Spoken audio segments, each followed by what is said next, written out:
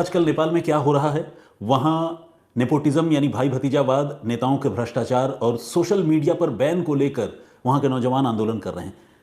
जाहिर है social media का आज के ज़माने में बहुत इंपॉर्टेंट रोल है, इससे इनकार नहीं किया जा सकता। लेकिन यही सोशल मीडिया, यही मोबाइल फ़ोन कई बार दोधारी तलवार की तरह इतना ख़तरनाक साबित होता है कि इंसान को उसका बहुत बड़ा नुकसान उठाना पड़ता है। ये बातें मैं क्यों कह रहा हूँ, अभी थोड़ी देर बाद आपको इसका एहसास होगा। तो आइए शुरुआत करते हैं। ये घटनाक्रम है तेलंगाना की राजधानी हैदराबाद की और तारीख है 18 अगस्त 2025, यानी पिछले महीने की ये बात है। जगह है कुक्कटपल्ली। तो हैदराबाद में कुक्कटपल्ली इलाके में एक परिवार रहा करता था, जिस परिवार का मुखिया कृष्णा एक बाइक रिपेयरिंग शॉप में काम किया करता था, यानी बाइक का वो कारीगर था, मिस्त्री था।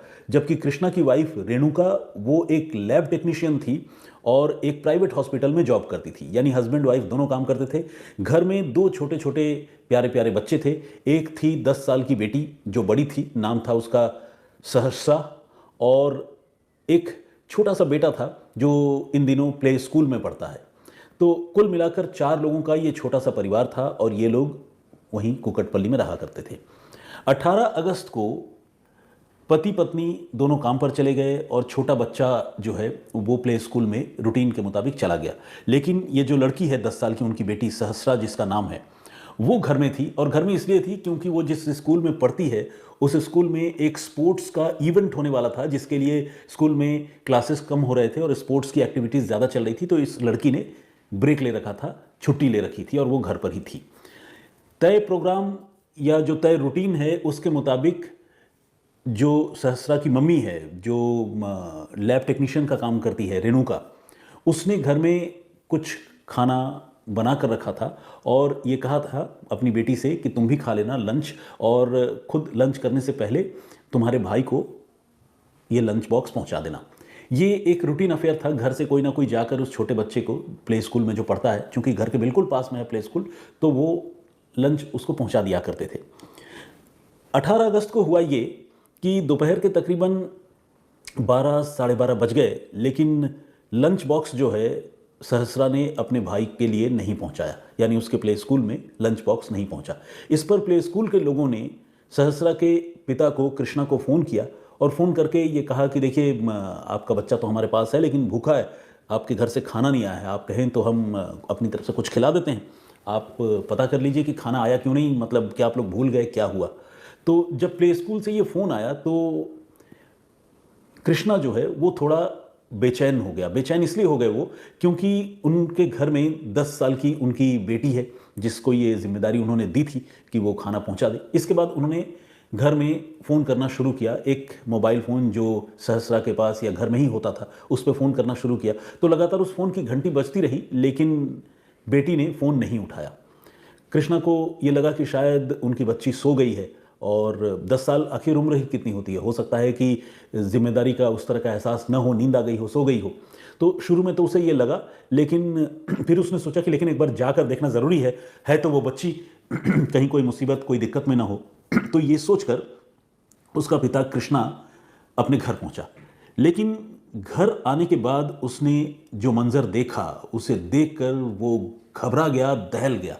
घर जो है उसमें अंदर से वो लॉक था घर, लेकिन किसी तरह से जब वो घर के अंदर घुसा और काफ़ी आवाज़ लगाने के बाद भी अंदर से जब सहस्रा की कोई आवाज़ नहीं आई, तो अंदर जाकर उसने देखा कि सहस्रा जो है वो खून से लथपथ घर में पड़ी हुई है और खून पूरे कमरे में बिखरा हुआ है, यहाँ तक कि बिस्तर से भी खून टपक रहा है। एक छोटी सी बच्ची जिसकी उम्र महज 10 साल की हो, उसके शरीर पर इतने जख्म, इतने घाव, जिसे देख पाना भी मुश्किल है, और चारों तरफ जैसा कि मैंने आपको बताया बहुत ही भयानक वो सीन था, वो मंजर था। तो कृष्णा जो है ये सब कुछ देखकर डर के मारे और दुख के मारे चीखने चिल्लाने लगता है।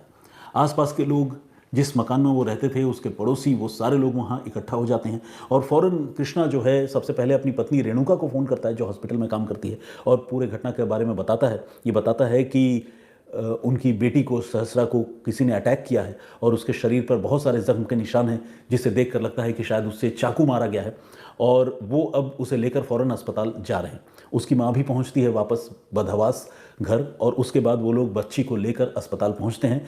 लेकिन अस्पताल पहुंचना जो है वो होपिंग अगेंस्ट होप वाली एक बात थी, यानी ऐसी उम्मीद करना जिसमें इंसान नाउम्मीद हो लेकिन फिर भी कोशिश कर रहा हो। तो क्योंकि बच्ची जो है वो बिल्कुल ठंडी पड़ चुकी थी और उसके शरीर से इतना ब्लड लॉस हो चुका था, इतने उस पर वुंड्स थे, इंजरीज थी कि उसकी मौत पहले ही हो चुकी थी। लेकिन माँ बाप या कोई भी आदमी अपनी तरफ से इस चीज़ को डिक्लेयर नहीं कर सकता। वो कोशिश करते हैं कि शायद रिकैप्चर कर जाए, ठीक हो जाए, चलो कोशिश करते हैं। तो हॉस्पिटल लेकर गए लेकिन डॉक्टरों ने ब्रॉड डेथ करार दिया। तो इस तरह से 10 साल की एक बच्ची की मौत हो गई घर के अंदर, और उस पर किसी ने चाकुओं से हमला किया था। जो विजिबल कट मार्क थे वो तकरीबन 20 से 21 चाकुओं के वार उसके शरीर पर थे। जब इस मामले में बच्ची के शव का पोस्टमार्टम किया गया तो ये बात और क्लियर हो गई, उसके गले पर चाकू से 14 बार वार किया गया था, और जो एब्डोमिनल पार्ट है, पेट का जो हिस्सा है, उसमें 7 बार। इस तरह से और भी जख्म थे, और वो पूरा शरीर उसका, खासकर ऊपर का हिस्सा एक तरह से देखा जाए तो छलनी हो चुका था चाकुओं के वार से। लेकिन एक इतनी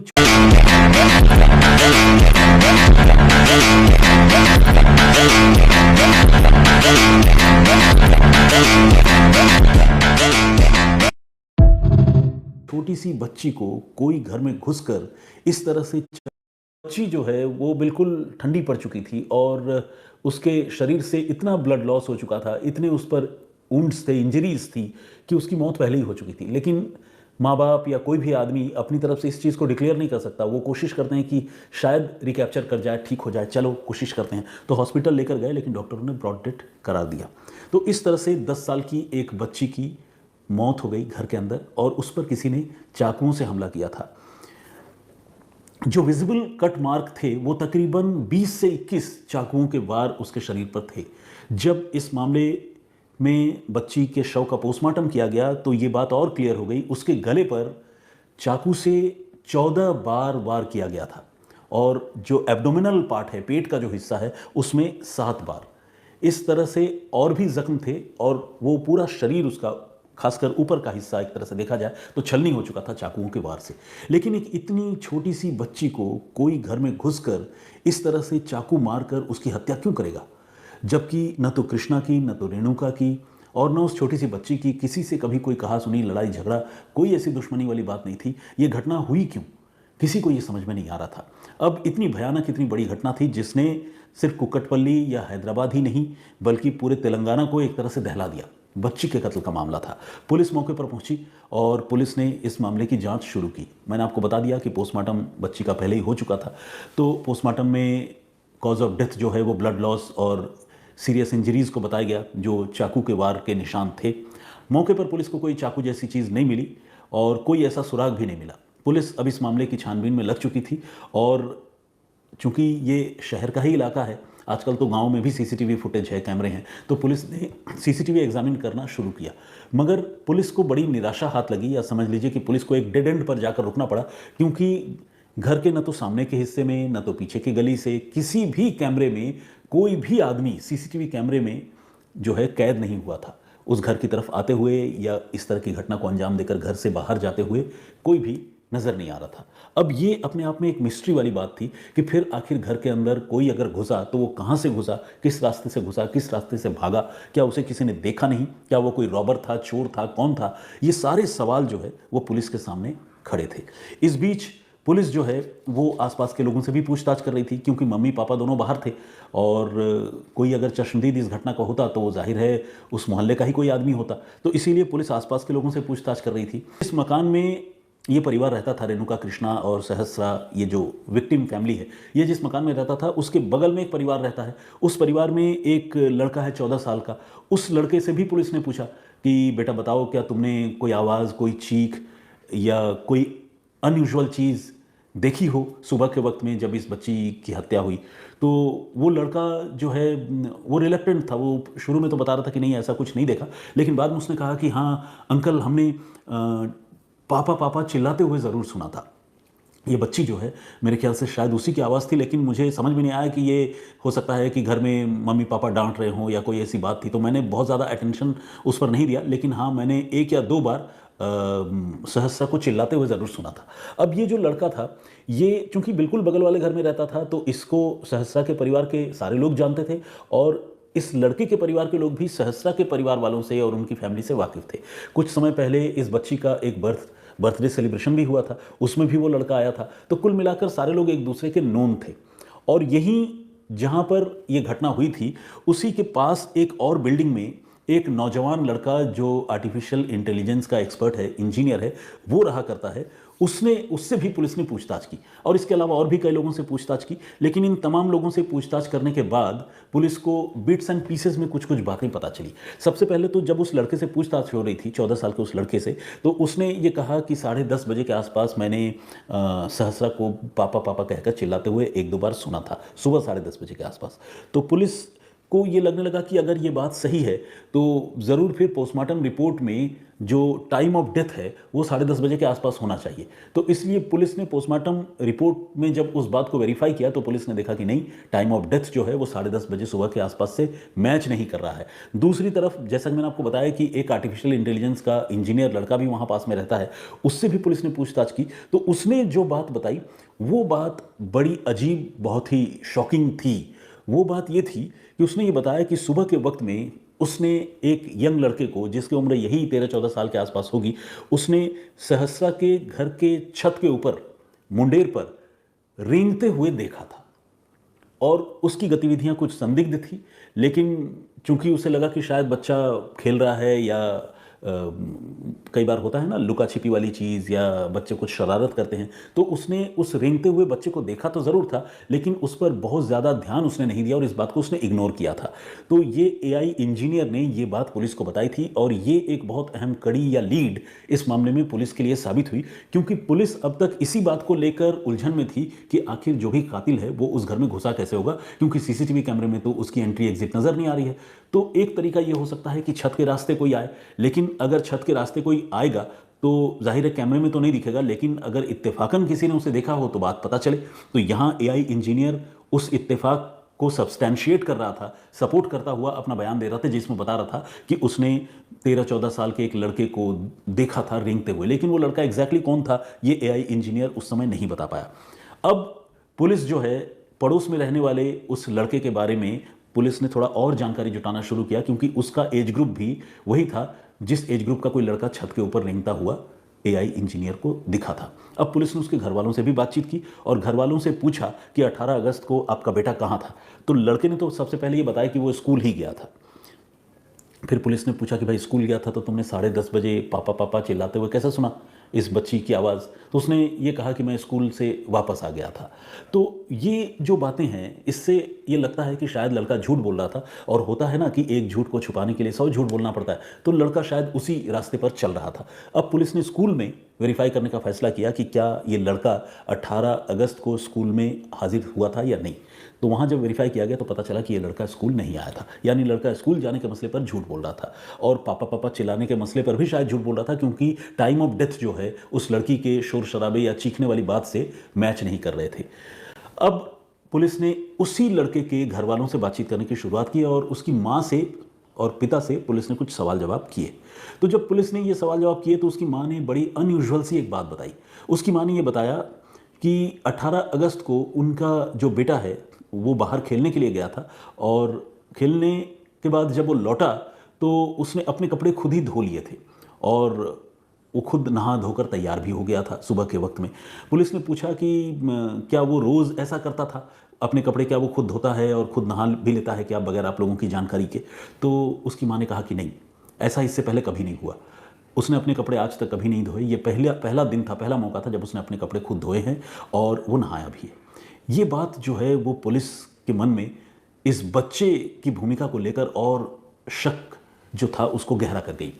अब पुलिस ने उस बच्चे से पूछताछ करने का फैसला किया। अब बच्चों से पूछताछ करना आपको पता है अपने आप में बहुत चैलेंजिंग टास्क होता है, क्योंकि पुलिस को पुलिस की वर्दी में पूछताछ करने का राइट नहीं है। प्लस इसके अलावा छोटे बच्चों के साथ पूछताछ करते वक्त जो है उनको वो कंफर्ट फील कराना होता है।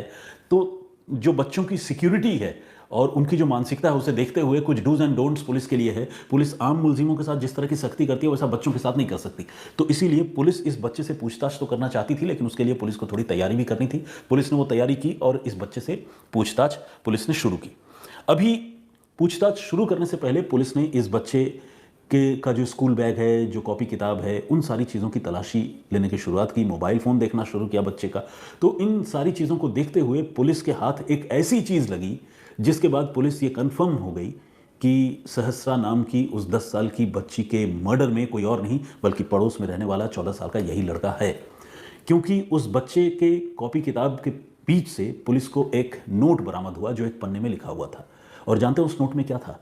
उस नोट में ये लिखा हुआ था इंग्लिश में कि सबसे पहले घर में दाखिल होना है, उसके बाद गैस सिलेंडर उठाकर लाना है और सारा सामान जो भी मुझे पिक करना है घर से, मनी लिखा है, कैश, वो पिक करना है। गैस सिलेंडर उठाकर घर के दरवाजे के पास लाना है, फिर उसका पाइप काटना है, आग लगाना है और फिर वहाँ से निकल जाना है।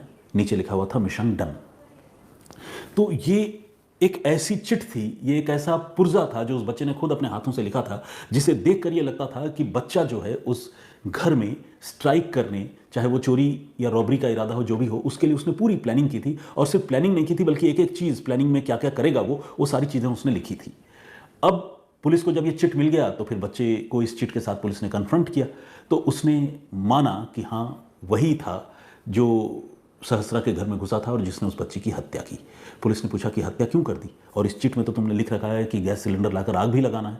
तो बोला देखिए ये मेरा प्लान ज़रूर था, ये प्लानिंग मैंने की थी और पेपर में मैंने लिखा था, लेकिन वो प्लान पूरी तरह से एग्जीक्यूट नहीं हो पाया। क्योंकि जब मैं उस घर में चोरी करने के इरादे से घुसा तो मैंने देखा कि सहस्रा जो है वहाँ बैठ कर टीवी देख रही है। मैं वहाँ से कुछ रुपए पैसे चुरा कर निकलने वाला था, लेकिन सहस्रा ने मुझे देख लिया और पकड़कर वो मुझे खींचने लगी और उसने बताया कि वो अपने पापा को सारी बात बता देगी क्योंकि मैं घर में घुसकर चोरी कर रहा हूँ। इसके बाद मुझे लगा कि अब मेरे पास बचने का कोई रास्ता नहीं है, मैं पकड़ा जाऊंगा, इसलिए मैंने सहस्रा पर अटैक किया। मेरे पास चाकू था और ये चाकू मैं हमला करने या मर्डर करने के इरादे से नहीं बल्कि गैस सिलेंडर काट कर घर में आग लगाने के इरादे से आया था। लेकिन जब मुझे पकड़े जाने का खतरा सताने लगा तो मैंने सहस्रा पर इसी चाकू से हमला कर दिया और मैं उसे तब तक मारता रहा जब तक कि वो उसकी मौत नहीं हो गई। पुलिस ने पूछा कि तुम रुपए पैसे क्यों चुराना चाहते थे? तो यहाँ पर उसने एक और अजीब सी बात बताई। उसने कहा कि नहीं, मैं रुपए पैसे नहीं चुराना चाहता था, मैंने मनी वाली बात इस नोट में लिखी तो ज़रूर है, लेकिन असल में मैं एक बैट चुराना चाहता था जिस पर MRF लिखा हुआ है। तो वो बता रहा था कि MRF का एक बल्ला उस लड़की के घर में है और उस बल्ले पर उसकी नज़र थी। एज अ यंग बॉय वो उस बल्ले को हासिल करना चाहता था, लेना चाहता था और उसी बल्ले को चुराने के लिए वो उस घर में घुसा था और घर में घुसने से पहले उसने पूरी प्लानिंग की थी। पुलिस ने पूछा कि कब से ये प्लान कर रहे थे? तो उसने बताया कि तकरीबन महीने भर से, और इस महीने भर में उसने पूरी प्लानिंग की और एक एक चीज़ उस नोट में उसने लिखा था। अब सवाल ये है जिसका मैंने सबसे पहले आप लोगों से जिक्र किया था कि मोबाइल फ़ोन और सोशल मीडिया किस तरह से दोधारी तलवार साबित हो रहा है। सवाल ये है कि एक 14 साल का बच्चा इतना हीनियस, इतना खतरनाक प्लानिंग कैसे करता है और घर में घुसकर एक छोटी सी बच्ची की हत्या कैसे करता है, और ये सब कैसे प्लान करता है कि वो घर में घुसेगा, माल असबाब चुरा कर निकलेगा, आते हुए जो है पूरे घर में गैस सिलेंडर से आग लगाकर चला आएगा। उसे इस बात की भी चिंता नहीं है कि आग लगाते वक्त वहाँ एक्सीडेंट हो सकता है, वो खुद भी झुलस सकता है, लेकिन उसने सारी प्लानिंग की है। ऐसा क्यों? तो इसका जवाब यह है कि उसका जब इलेक्ट्रॉनिक फुटप्रिंट पुलिस ने चेक किया, ये देखा कि वो क्या क्या देखता है, क्या चीज़ें वो फॉलो करता है मीडिया और सोशल मीडिया में, तो उसने ये देखा कि इनन्यूमरेबल क्राइम स्टोरीज, OTT में जो क्राइम के सीरियल्स हैं, ये सारी चीज़ें जो है वो देखा करता था। और इन्हीं चीज़ों को देखकर उसने ये तय किया कि वो एक क्राइम करेगा और जाकर वो बल्ला खुद चुराकर अपने लिए लेकर आएगा। उसने उस बल्ले को उसी वक्त देखा था जब वो बर्थडे पार्टी में इस बच्ची की, जिसकी उसने हत्या की, इसकी बर्थडे पार्टी में कुछ समय पहले शामिल हुआ था। अब उस बच्चे को पुलिस ने पकड़ लिया है, केस पुलिस ने सॉल्व कर लिया है। सारी जो सबूत और गवाहियां हैं, चाहे उस बच्चे की माँ की हो या इंजीनियर की हो, आस पड़ोस के दूसरे लोगों की हो, वो सब पुलिस के पास डॉक्यूमेंटेड है और इस बच्चे को फिलहाल बाल सुधार गृह भेजा गया है, क्योंकि बच्चों को जेल की सज़ा नहीं होती और उन्हें सुधारने के लिए तकरीबन मर्डर जैसे मामलों में तकरीबन 3 साल तक उनको अंदर रहना पड़ता है। तो ये हमारा कानून है और परिवार जो है इस बच्ची का, उसके पास अब सिवाय दुख, दर्द और गम के और कुछ भी नहीं है। वो बहुत ही आहत हैं और ये सोचकर हैरान हैं कि पड़ोस में रहने वाला एक लड़का जो उनके घर आता जाता था, इस तरह की भयानक घटना को भी अंजाम दे सकता है। तो इस पूरे घटनाक्रम पर आप क्या सोचते हैं, आपका नज़रिया क्या है? प्लीज़ हमें कमेंट करके ज़रूर बताइएगा।